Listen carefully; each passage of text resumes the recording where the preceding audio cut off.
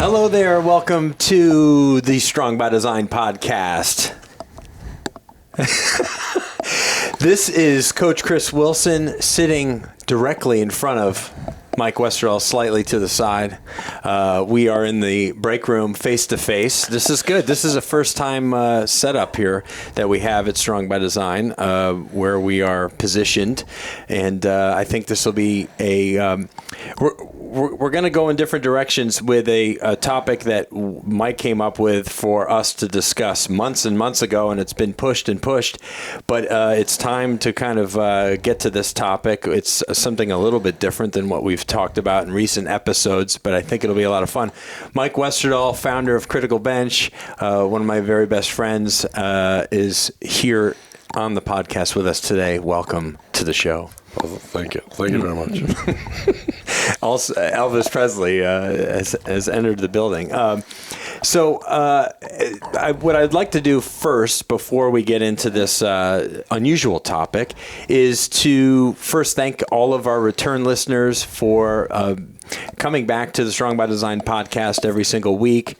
We release a new episode, as you know. We've had just a terrific year of growth. 2022 has been a phenomenal year for the podcast, and some great guests, some great topics, and we're not stopping any day soon. We have some really terrific things coming up that I'm super excited about in the coming weeks.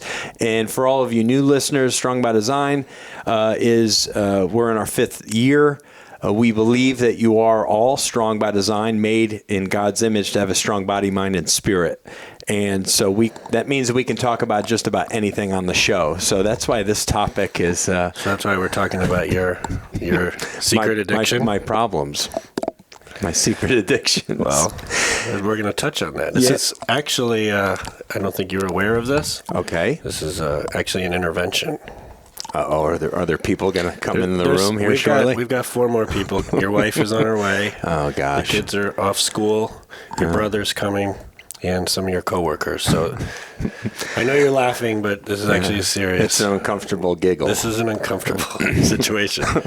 But you said I thought of this topic, and you actually said you were running out of ideas maybe like a year ago, and then I rattled off like 50 ideas. Yeah. They were not a thing, and like this one were like tied together with the scenario you got going on right now. Okay. And we were like, these guys, we got to get them into like an episode. Right. But is it a totally bad thing or is it an okay thing? Right. And then we started talking about addictive personality. Yes. Which I've used that terminology for entrepreneurs and for myself. And I think for high performing people in general have kind of this capability or tendency or predisposition, is that the word? Predisposition. Or predisposal? Predisposed to. Okay. Yeah. Right. Of having addictive behaviors. Yeah. So I did Google it just to see what Wikipedia says about addictive personality. Of course, right. And what they're saying is that it's not really agreed upon and it's not an official thing. They're kind of like, we're kind of thinking of getting rid of this terminology because everybody has these things that are kind of compulsive, kind of habits. Right. And rituals of some sort. Yeah. Right. So for entrepreneurs and for certain people, I mean, you can just get obsessed with stuff. And sometimes it's work. Sometimes you just get really focused on what you're doing and what you're building, and that's like we say channeling, right? It gets directed in that direction. But I feel like if you've got that personality, it could go the wrong way fast. Yeah. Could you interchange almost the word obsession with addiction, depending on what it is you're talking on? If you're obsessed with, say, working out, are you also addicted to working out, to being in the gym, getting the pump, the way you look in the mirror, the way you feel, the results that you're getting?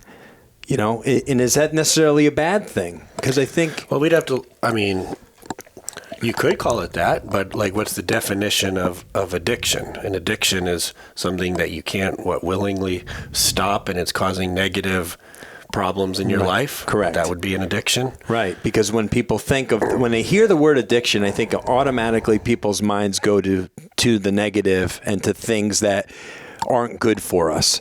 Alcohol, drugs, porn, coffee, right? People are addicted to a lot of things. Cigarettes. They're over cigarettes, you had a smoking. list of things. Yeah. What are the common things that people think of when you hear addictions? Top 10: coffee, tobacco and nicotine, which would be cigarettes and smoking, right? Alcohol, sex addiction, pornography, illegal and prescription drugs, gambling, the internet and modern technology, being addicted to a device, video games, absolutely, food, of course, and work. And a lot of these sound like either escapes or like dopamine hits. Right. Exactly right. And that's, I think, what I wanted to tackle with you, and what you had suggested all those months ago was like, are there ways to look at an addictive personality, or to say, oh, like, how can I move this this part of me into something that's maybe more productive or less less negative impact in like, how can I use this desire? Right. They call it cravings, desires, things that you like or that you want to do. And the list that you just went through, I mean, some are worse than others. Right. I mean, coffee, sure, you can be addicted to the caffeine. Obviously, smoking's awful for your health, and you can be addicted to that. But do you put that like on the same level as like, I play too much video games, or I work too much, or like I'm on Instagram too much? It's like, they can all be addictive. Right. So, I mean, some are just, you got to stay away from them. You're addicted in some of these categories, it's like game over. Right. Other ones, how do you get involved in them and it doesn't become like an addiction or an obsession or something that kind of hurts other areas of your life? Right. Video games could easily be taken too far. They did for me in college. Sure. As did you, right? I mean, you can get so lost in playing that stuff and so interested that it takes over your focus for the day. Like you have other things that you should be doing, but you get lost playing a video game for 6 hours, and you're like, oh my gosh, what just happened? That was a complete waste of my time. But if that's once in a while and it's not hurting you too bad, then it could almost be like a release or a hobby. Correct. Or a social thing. So it's really like, where's this line? And for me in my life, I felt like it's going to go somewhere. And how do I put it in a less destructive area? And how do you stop it when it's starting to get bad? Right. And then what? We called it channeling your addictive personality. Right. It's like, I would rather channel it into video games than like pornography. I'd rather channel it into like too much time on my phone than have it be like cocaine. Right. Like, so it's like the lesser of two evils kind of thing. But then you could still get big problems from these other areas. That's for right. sure. It can go too far. We know that. Right. Like, so, I would say I'm probably addicted to coffee. I have multiple cups of coffee every day. Yes. But it's not like on a top thing in my life that needs like correction right now. It's not causing other problems. Like, I mean, maybe it's affecting my adrenal glands and energy and stuff that I'm reliant on it somewhat. Right. So that's not good, but I've got bigger fish to fry at this point. That's right. It's way down the line of like things that I want to change about myself, or when I reflect. Because we care. We're always trying to get better and improve and grow. Right. But I'm just saying the coffee addiction, not losing sleep over it right now. Right. I too have a coffee addiction. Would you say that both of you and I have a slight energy drink addiction? I don't know. I'm not going to like start slapping diagnoses on us. I know. But it's it's probably time to stop the energy drinks. But this is kind of what we've been doing. Yeah. We get into something and then we get out. Like energy drinks, it goes for like 4 months, and then we're like, this isn't good. We should stop. Take a break. Right. But then what happens? Then we start playing like a video game too much, and then that needs to. And then we're like, this isn't good. I spent too much time on this, and I spent too much money upgrading or unlocking. So this is done. Right. But then we've also said, hey, what's the big deal? I'm not leaving work and going to the bar and getting drunk and cheating on my wife and gambling away our life savings. Right. I played a video game for a couple hours. So how bad can that be? Yeah, but you also can't be like living in la la land and making excuses about all this and not realizing that it's a distraction. That's right. Or that it's gone too far. It's not just like something fun or a release. So like now it's taking away from other responsibilities and things that you need to take care of. Right. If you're missing time with your family and your wife and you're not spending time with them because you've got this other hobby going on. Right. So there's going to be the picture that goes with this episode, right? Oh, yeah, there's going to be a picture that goes with the episode. So we should get into that maybe. A little over a year ago. You're gonna. I'm gonna out myself, right? It's better if you out it yourself because then no one can hold it against you. That's right. Listen, I'm deeply aware. And I'm definitely an enabler. And Mike's an enabler. Yep. You are a supporter. Yeah, you're 100% on board with what's happened in my life. Almost like the supplier. You're kind of the supplier. Yeah. So what happened was, listen, this has nothing to do with drugs. Yeah, this is like, people are like, where are they going?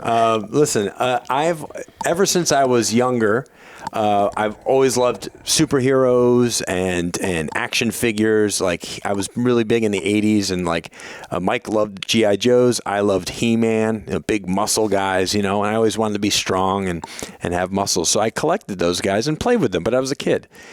And then a little over a year ago, I don't know, you and I were out somewhere and maybe we came across some of these guys at it might have just been a dinky thing like at Walmart or Target, birthday shopping for a kid's party, and then we saw like remakes of some of these things we had when we were kids. Yes, and like classics. We bought a couple things, and then it was like, wow, this is like way better than what I had when I was a kid, right? And what I couldn't have when I was a kid, and now I can, right? But I think you got to pre-log this with 2020 in general.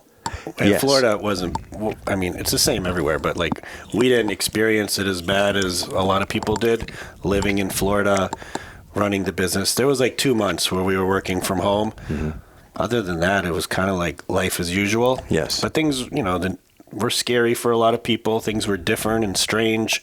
And, obviously talking about COVID and everything, a lot of people kind of got back into things that they liked from their childhood, and it kind of gave them like a nostalgia or some kind of peace over the situation. They found comfort in like childhood things that they were fond of, right? Hobbies or things you collected or played with. I thought like maybe you were the weird one or I was the weird one, but I've met like a lot of people that said the same thing. They're like, oh, I went and bought all the Barbies that I never had. Like I heard this girl say that, and like people were doing this, and it all happened in 2020. Sports cards, baseball and football, like went crazy in 2020. Yeah, people were stuck at home, like nowhere to go, couldn't do anything, and they're just like online ordering stuff, like coming to their house and getting into things they used to be into.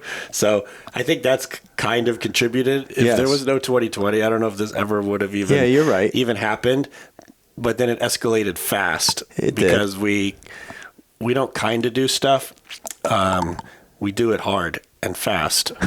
We get in and then we try make sure that we get out. Right. So some examples, like when I was younger, I drank too much. I don't barely drink anymore. Right. I like old fashions. If like I'm at dinners, business dinners, or out with some friends, I like an old fashioned. I don't even really drink on the weekend or at home. Maybe a glass of wine once in a while. Mm-hmm. Just seen too many people where like life revolves around it. Everything's kind of like, oh, when are we drinking? I'm going to drink. It's like, no, like I enjoy my life. I'm not trying to get away from it. I don't need that. And it's just not a big deal to me. Like, I got nothing against it. If you drink, go ahead. I just don't really care that much about it. Right. But when I was younger, it wasn't like... So now I have a 3-drink thing. I'm like, 3 is the most. I don't need anything more than that. And then if I have more, like it doesn't go from 3 to 4 to 5 done. It goes from like 3 to like 12. Right. So it's like, just stop. 2 or 3 is fine. There's just a stop threshold. right there. There's a threshold. Yeah, like if I stop there, I'm good. But if I pass that point, like then it just goes. And that happens with a lot of stuff. So back to your situation. You're enabling.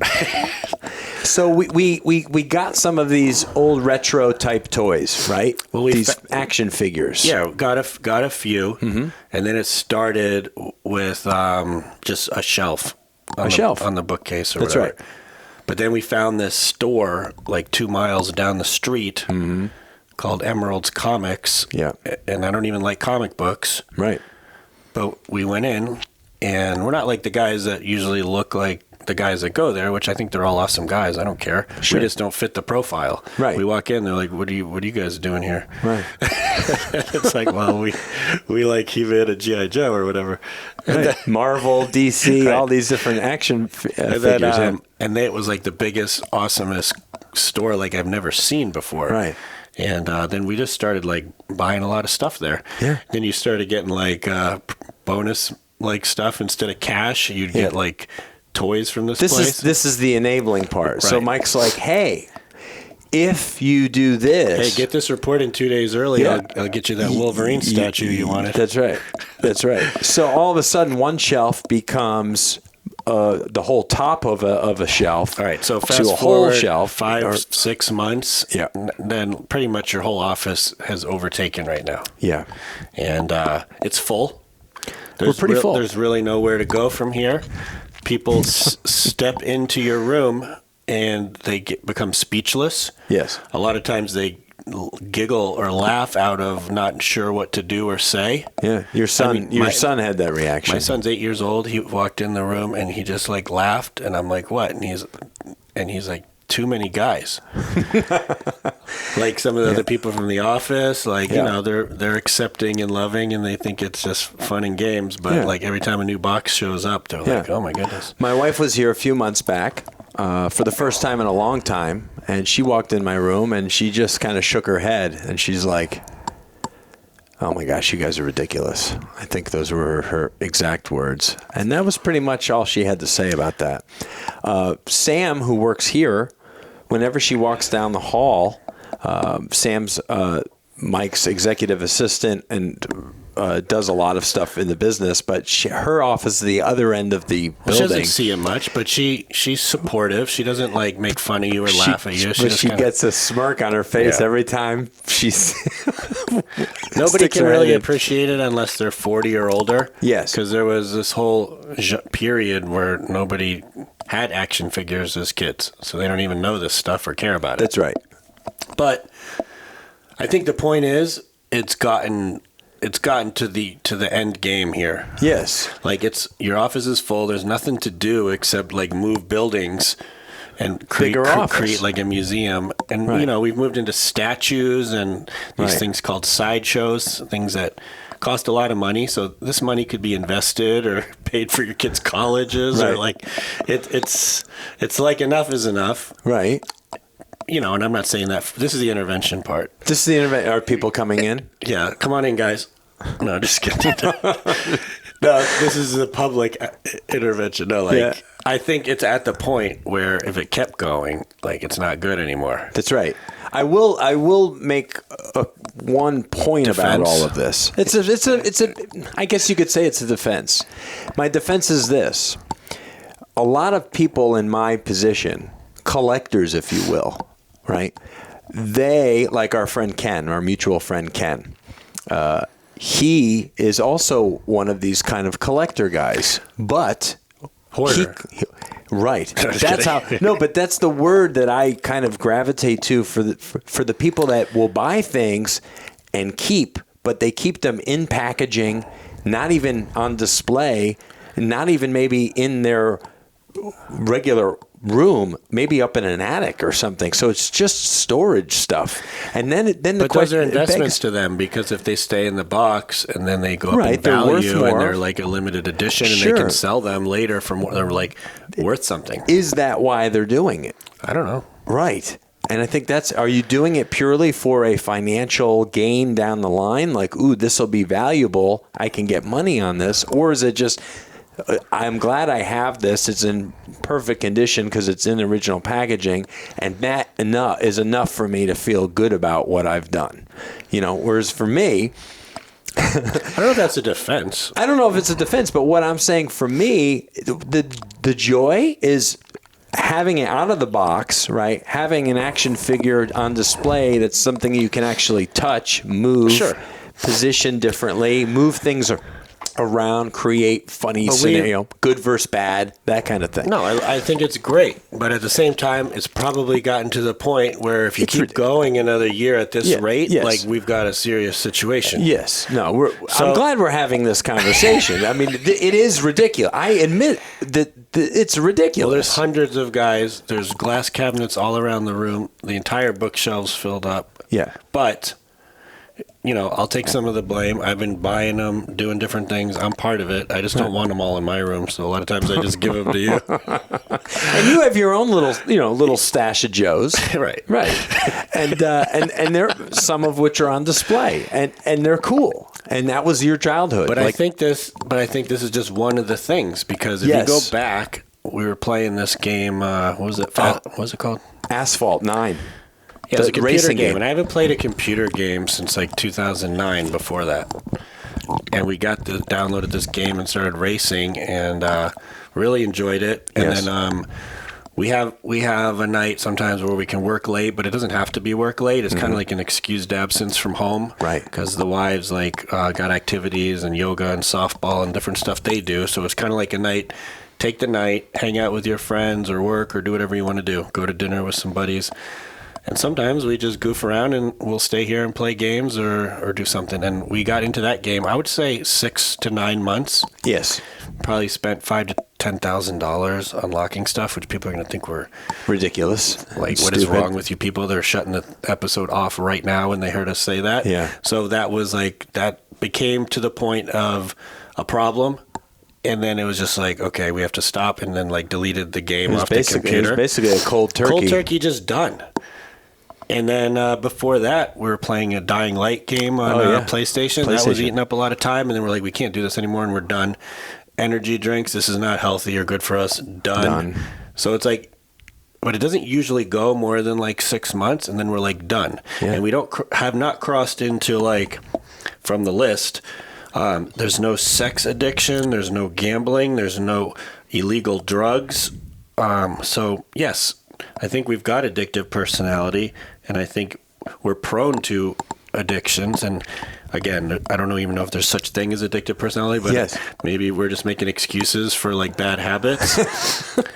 But I guess the point is, it's better to spend too much time on some of these other things that could be worse. Yes. But that still doesn't mean they're good. So you got to know when it's becoming a distraction and taken away from where your time or money needs to be spent elsewhere. That's right. And I do think, I would argue that nearly everybody, especially listening, but everybody has something that they do in their life that they have, that they possess, that they do, that they think, that is they're obsessed about, or they're addicted to, or they feel good doing it. And they know it's strong.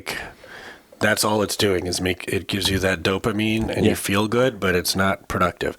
Right. It could be hurting your work. It could be hurting your finances. It could be hurting your relationships. Yes. Some people shop too much. Yeah. They're in a bad mood.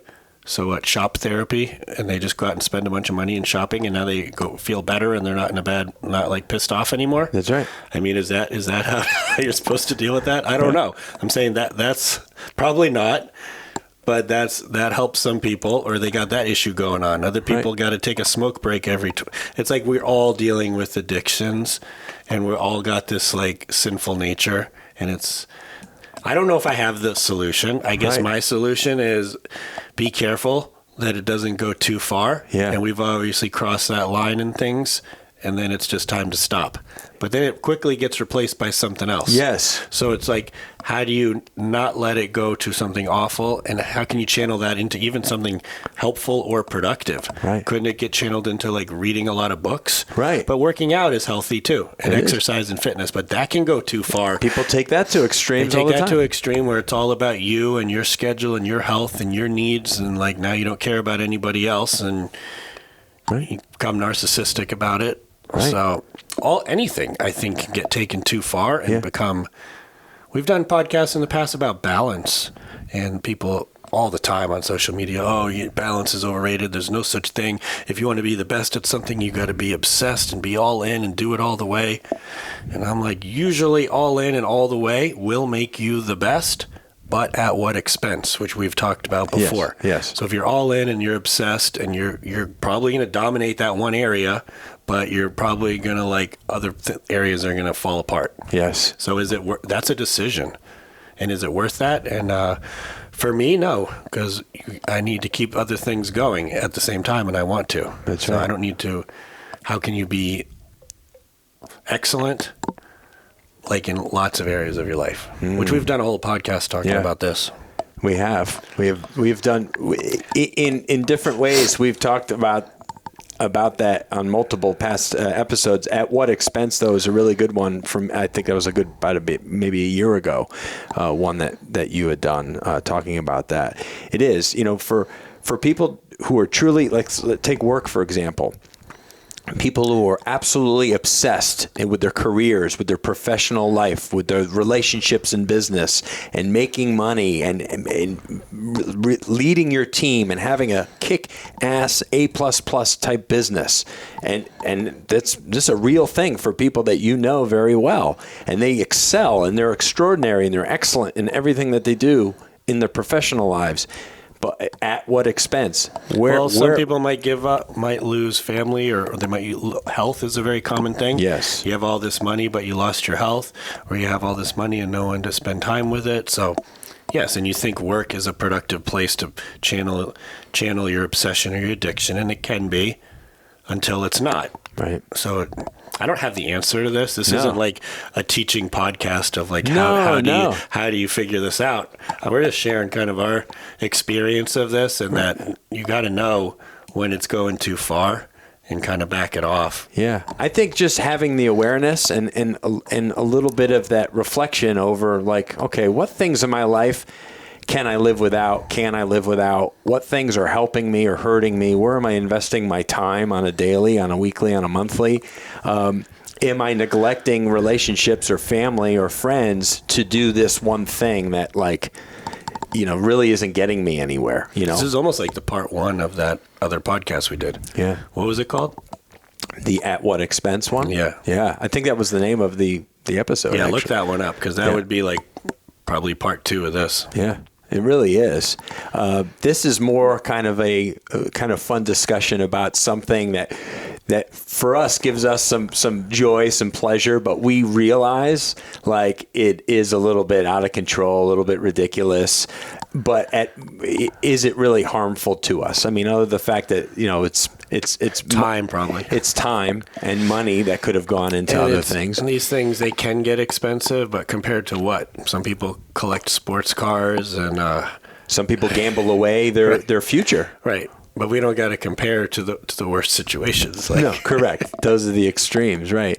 I mean, I remember just another example of somebody that had an addiction that tied into their work. When I was general manager for a tennis and fitness center for several years, we had these great aerobics instructors, and these people, they have different outfits that match, and they're doing multiple classes a day. So this one girl, Kelly, she had a different pair of sneakers for every outfit combination that she had like 100 sneakers, and everybody knew it. And she was very proud of the fact that she had like 100 sneakers and she could match any outfit. A lot of trainers and fitness people are kind of like that. Frank, I think, admitted to this That's like years ago. Sneaker collections. Sneaker Lots collection. of people collect all the different Jordans, and they got a whole closet of and some people, it's the same thing. They don't even wear them. They're just like, I wanted that edition of that sneaker. That's right. There's shoe collectors. It's like a collector thing.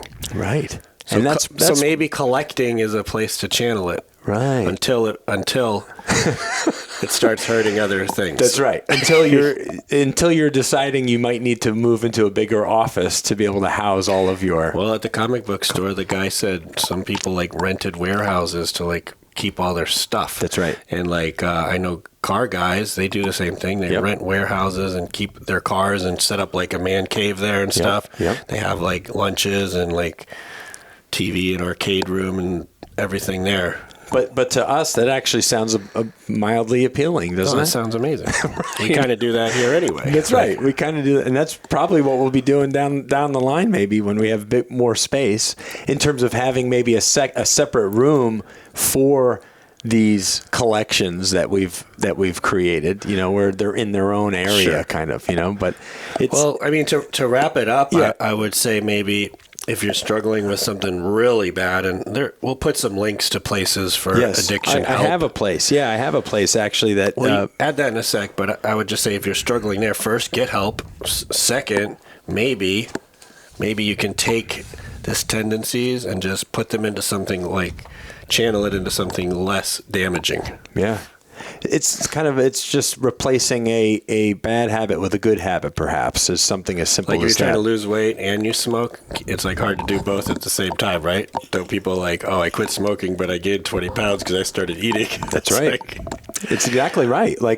But gum chewing might be a good alternative to smoking, and then also means that you're not, gaining all the weight. What's your helpline? Well, the helpline that I found, did you call them yet? It's a government site. No, I have not. I have not invested any time in this platform yet. But it's a Substance Abuse and Mental Health Services Administration platform. It's SAMHSA.gov.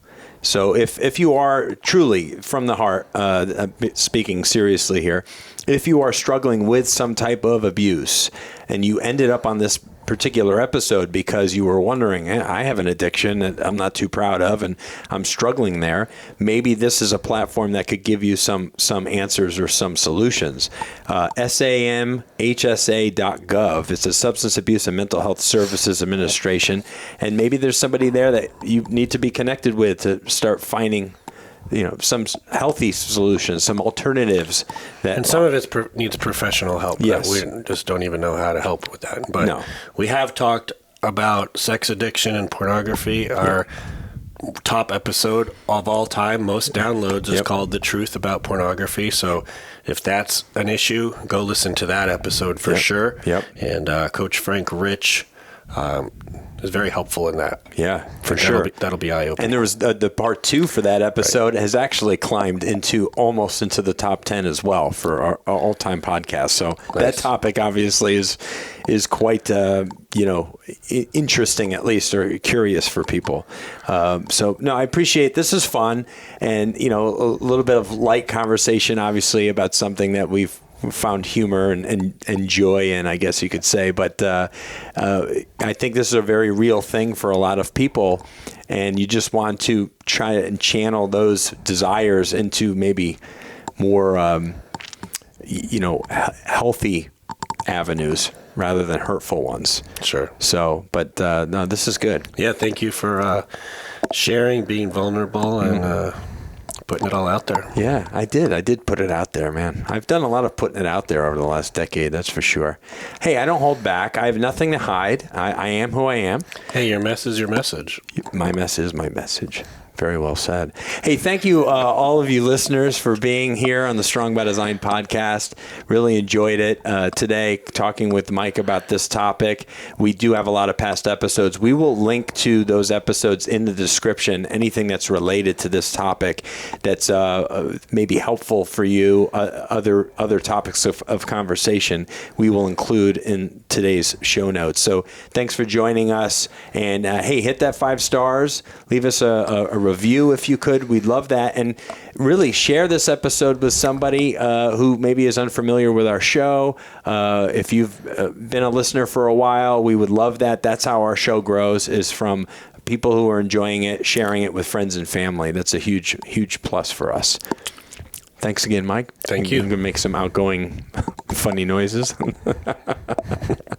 Hey, God bless you. Take care of yourselves. We'll be back next week as always.